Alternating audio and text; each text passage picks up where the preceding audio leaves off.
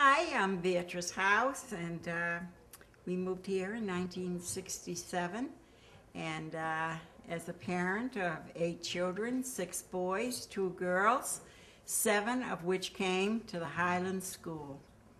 I have this little story to tell about Scott, who has passed away, but he was in about the 2nd grade, and he wasn't going to school this day.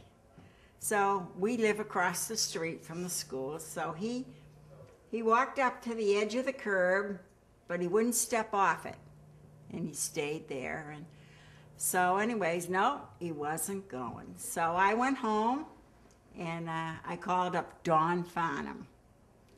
So told him about our little problem. We have somebody that wasn't stepping off the curb. He said, okay. So I stayed down at the end of the driveway, and I watched him.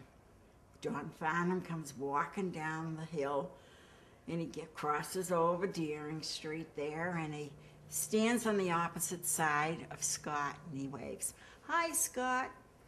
Scott waves. Hi, Mr. Farnham. And he says, and so Don Farnham looks up, and he's looking at the traffic and everything. He says, okay, Scott, you can cross now.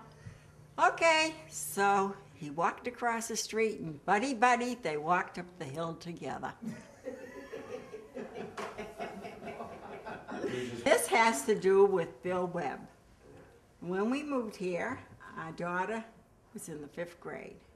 And in Somerville, she was very smart, but when she came to Reading, she was on the bottom of the totem pole.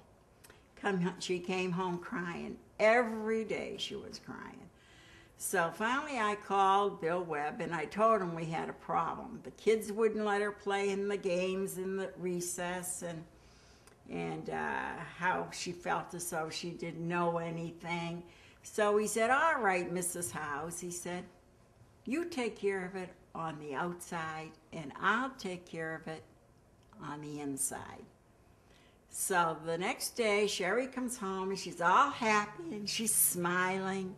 And she says, you know, Mr. Webb said I had the best handwriting in the class.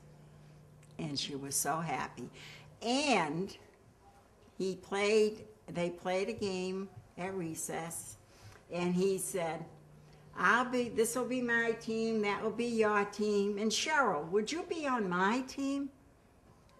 And she was on Mr. Webb's team. And she came home the happiest girl.